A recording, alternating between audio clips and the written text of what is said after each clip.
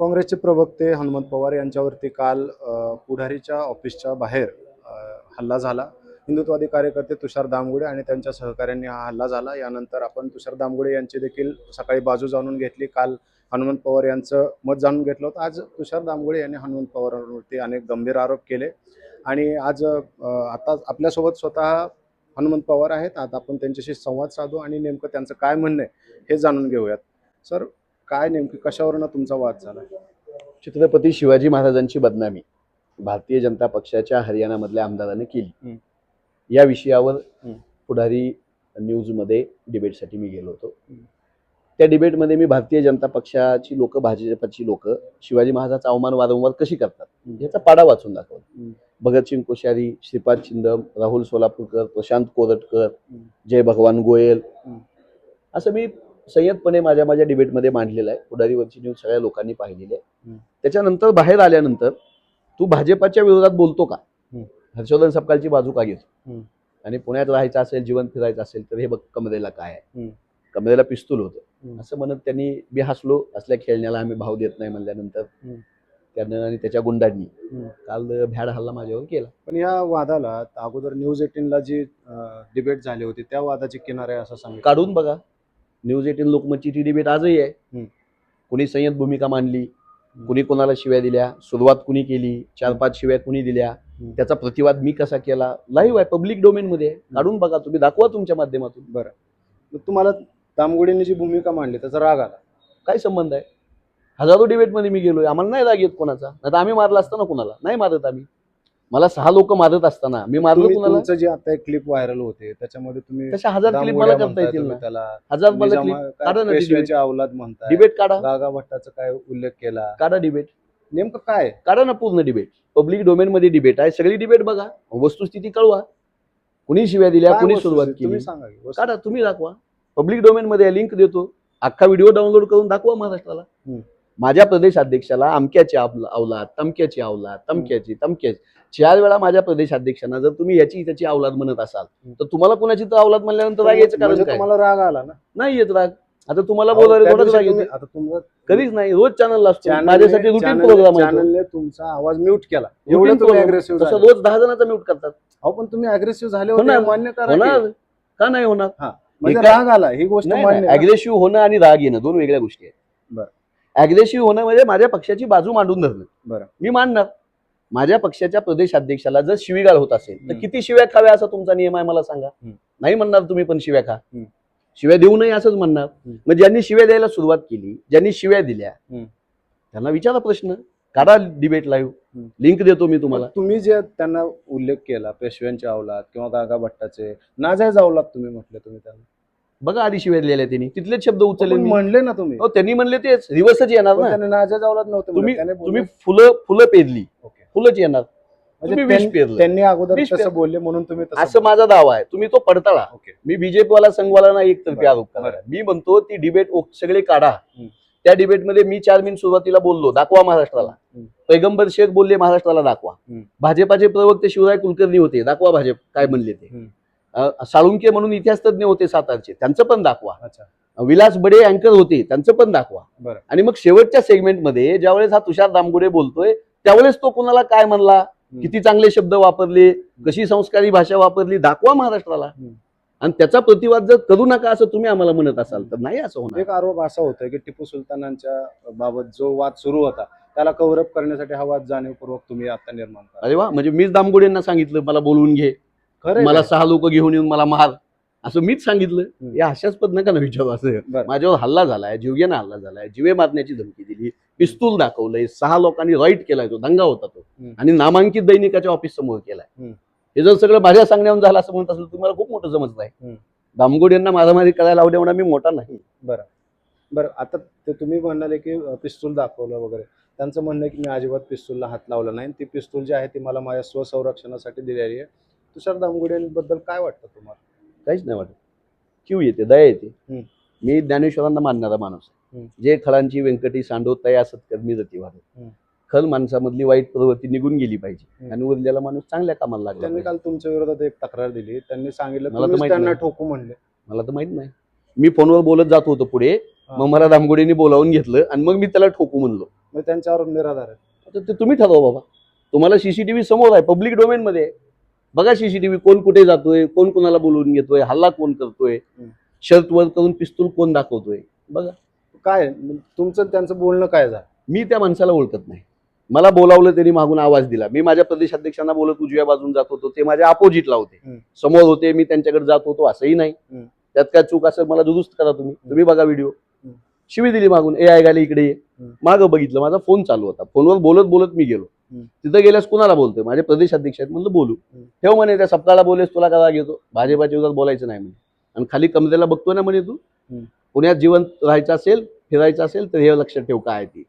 मग मी हसलो, पिस्तूल त्यानं ते असं करून ते शर्ट वर केलेला, हसल्यानंतर त्याला राग आला. बरं, त्यांनी सांगितलं की तुम्ही काय त्यांना ठोकू म्हणाले, नेमकी तुमची इथून पुढची काय भूमिका असते? काहीच नाही, जनतेच्या प्रश्नावर रस्त्यावरची लढाई लढायची, संविधानाच्या मार्गानं, गांधीजींच्या मार्गानं बोलत राहायचं, आवाज बंद नाही करायचा. बरं, काल पोलिसांची एकंदरीत जी भूमिका होती त्याच्याबद्दल तुम्हाला काय वाटतं? काल पोलीस सुरुवातीला आले, अगदी 7-8 मिनिटात पोलीस आले, जॉईंट शिपी आले, वरिष्ठ पोलीस निरीक्षक आले. आम्हाला खूप चांगलं वाटलं, आधार वाटला.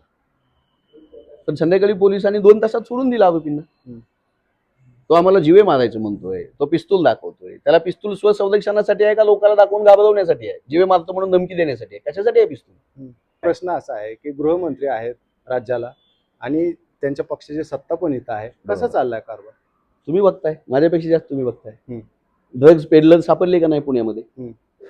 3.5 लाख महिला गायब आहेत. आमच्या शक्तीपीठ महामार्गासाठी माझ्या मराठवाडा विदर्भात शेतकऱ्याला मारलं जातं. कृष्णा आंधळे कुठं आहे? देशमुखांच्या आमच्या हातीतला कृष्णा आंधळे कुठं आहे? काय करते गृह? कसं सुरू आहे कारभार? बघा ना, तुम्हाला काय अनुभव येतो? हे काय अनुभव? काल घेतला ना मी अनुभव. गुंडांचं राज्य, काँग्रेसच्या गुंडांचं राज्य, गुंडांचं राज्य झाला, त्याचं काय पुढे झालं? गुंडांचं राज्य सोडून दिलं मोकळं. आमच्याच लोकांवर गुन्हे दाखल केले काँग्रेस भवनच्या, हल्ला काँग्रेस भवनवर, दगड आणणारे काँग्रेस भाजपाची लोक काँग्रेसच्या अटक झाली का? दोघं, कुणालाच नाही. काल पण अटक नाही दाखवली, नोटीस देऊन सोडून दिलं. त्यामुळे तुम्ही सांगा कसा कारभार आहे गृह खात्याचा. कसं काय पुढचं काय असणार? कारण कसं आहे, आता तुम्हाला एकतर कसं आहे की आता तुम्हाला राजकारणात तर राहायचंच आहे, कामही पुढे करायचं आहे, जनतेचे प्रश्नही मांडायचे आहेत. पण जर का अशा पद्धतीनं जर तुम्ही म्हणता त्या पद्धतीनं जर सगळं घडत असेल तर ते कसं करणार आहे पुढे? असंच घडत आलं ना. पण पुढे काय? नथुराम गोडसेंना घाबरून गांधी थोडेच थांबले. आम्ही नाही थांबणार. पुढे काय? पुढे लढत राहणार. उद्या शक्तीपीठ महामार्गाला मोर्चामध्ये आहे मी. आज सकाळी 8:30 वाजता शिवजयंती व्याख्यानात होतो. आम्ही नाही थांबत. संध्याकाळी कार्यक्रम. तुम्हाला धमकी येतात का? त्यांनी सांगितलं त्यांना धमकी यायला लागल्या. म्हणलं मी असला भेटत नाही, मला कुठेही धमकी दिलेली नाही, मला धमकी द्यायची कोणाची हिंमत नाही. काल मला पहिल्यांदा मला प्रोटेक्शन देण्याचे काही लोक मागणी करतात. मी सामान्य काँग्रेस कार्यकर्ता, माझ्यासारखे लाखो सामान्य काँग्रेस कार्यकर्ते रस्त्यावर लढतायत. मी मला संरक्षण घेऊन त्यांनी कोणाच्या भरोश्यावर उद्या बोलायचं? तुम्हाला गरज नाही? बिलकुल नाही. या राज्यामध्ये मला भीती वाटणार नाही असं वातावरण निर्माण करण्याची माझी मागणी आहे. मला प्रोटेक्शन देऊन मग बाकीच्या लोकांचं काय? मी प्रोटेक्शन मध्ये भाजपला विरोध करायचा, मग माझ्या गावातल्या काँग्रेस कार्यकर्त्यांना, गल्लीमधल्या मोहल्ल्यामधल्या काँग्रेस कार्यकर्त्यांना कशाच्या भरोश्यावर विरोध करायचा? आम्हाला संविधानानं सुरक्षा दिली ना, ती ऍप्लिकेशन करा ना. ते करत नाही तुम्ही. तुम्ही शपथ मनुस्मृतीची घेतली का? विरोधकांचं मॉब लिंचिंग करायची. कशाची शपथ घेतली तुम्ही गृहमंत्री म्हणून? संविधानाची. मग पक्ष, जात, भेद, धर्म, प्रांत याच्या पलीकडे जाऊन मी कारभार करीन, त्या शपथेला जागा ना. पण महाराष्ट्रामध्ये प्रदीर्घ अशी वैचारिक परंपरा आहे. अगदी आपण बरोबर. सगळं बघतोय, सुसंस्कृत महाराष्ट्र म्हणून सगळीकडे आपण सांगत असतो. मोठ्या विचारवंतांचा आपल्याकडे वारसा आहे. अनेक डिबेट झालेल्या आहेत, अगदी खुल्या चर्चा झालेल्या आहेत, स्टेजवरती झालेल्या आहेत, अगदी शनिवारवाडीच्या पटांगणामध्ये चर्चा झालेल्या आहेत. एवढं सगळं असताना मुद्द्यांवरनं ज्यावेळेस लढाई मुद्द्यावर येते, महाराष्ट्राची मान शर्मेन नाही झुकणार ना. हा महाराष्ट्र किंवा हे पुणे, ज्या पुण्यात हे घडलं, हे पुणे महात्मा फुले, सावित्रीबाई फुलेंचं पुणे आहे. त्यांना पण मारायला लोक पाठवली होती ना. हे पुणे आगरकरांचं पुणे आहे. काढली ना जिवंतपणी प्रेत. ज्या पुण्यामध्ये सर्वात जास्त गांधी अनुयायी भेटले, यशम जोशी इथलेच, काकासाहेब गाडगीळ इथलेच, धनंजयराव गाडगीळ इथलेच, जेदे इथलेच, शंकरराव मोरे इथलेच, ह्या पुण्यामध्ये नथुराम गोडसे होता ना. त्यामुळे पुण्याची संस्कृती ही महात्मा ज्योतिबा फुले, गोपाळ गणेश आगरकर, केशवराव जेदे, शंकरराव मोरे यांची राहणार का नथुराम गोडसेची राहणार? हा प्रश्न आता आम्हाला सोडवायचा आहे. आता तुमचा गृहमंत्र्यांवरती, कारभारावरती तुम्ही प्रश्नचिन्ह उपस्थित करताय, पोलिसांच्या पण तपासावरती तुम्ही प्रश्नचिन्ह करताय किंवा त्यांच्या भूमिकेवर प्रश्नचिन्ह उपस्थित करताय. आता मग तुमची मागणी कोणाकडे करणार आहात आणि काय नेमकी भूमिका आहे? काही मागणी नाही. काल आमची काहीच फिर्याद मागणी नाही. काल आमची फिर्याद जी तुमची फिर्याद आहे हीच किंवा ती मागणी तक्रार असते. आहे तीच हीच तुमची. मागणी आहे ओके. की असं झालंय. पण त्यानंतर सोडून दिलं ना. मग नाही आज नाही म्हणून- मागणी काय, आता गुंडांना धरून आणा, अटक करा, हीच मागणी आहे. रोज जाऊन थोडंच करू शकतो आम्ही.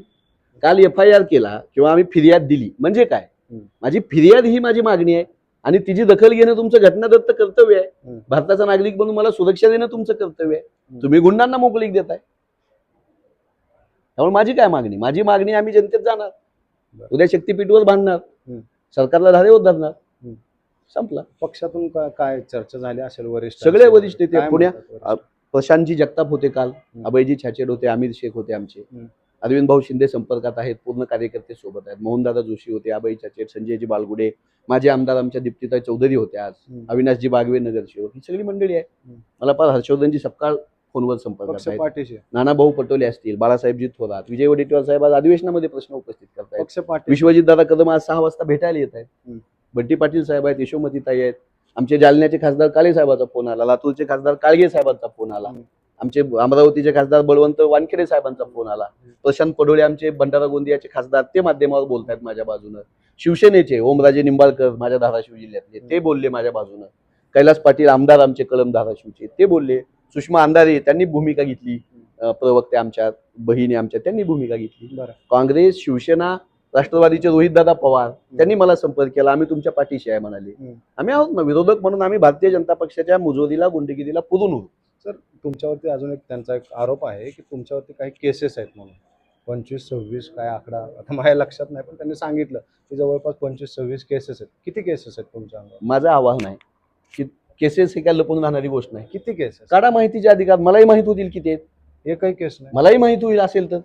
त्यांनी सांगितलं ते बोलतात तर तेवढे त्यांचा NCA नाही. परराष्ट्र मंत्र्यासोबत त्यांचा फोटो आहे, अर्थमंत्र्यासोबत फोटो आहे, म्हणजे ते जबाबदार व्यक्ती आहेत. बरोबर. त्यांनी आरोप केला म्हणजे काही तर तथ्य आहे. काढा माध्यमावर, दाखवा माझ्यावरचे गुन्हे. माझं आव्हान आहे. पण तुम्ही सांगा की मी तुमचे सांगतो आहे की ना, नाही? माझ्यावर गुन्हे आहेत का नाही हा. हे तुम्ही काढा आणि माध्यमांना दाखवा, मलाही कळतील, ओके. मलाही माहित होईल की अरे आपल्यावर हा गुन्हा आहे का. बरं. काढा, माझं आव्हान आहे.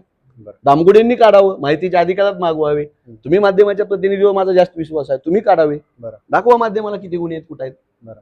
म्हणजे त्यांचे आरोप बिनबुडाचे आहेत. मी काय म्हणतो की असतील त्यांचे आरोप खरे तर ते मला माहित होतील. बरं. त्यांना आव्हान आहे माझं तुमच्या माध्यमातून, तुम्हाला आव्हान आहे माझं. तुम्ही संविधानिक मार्गाने पुढे जात राहा. काय असंवैधानिक केलं काल मी?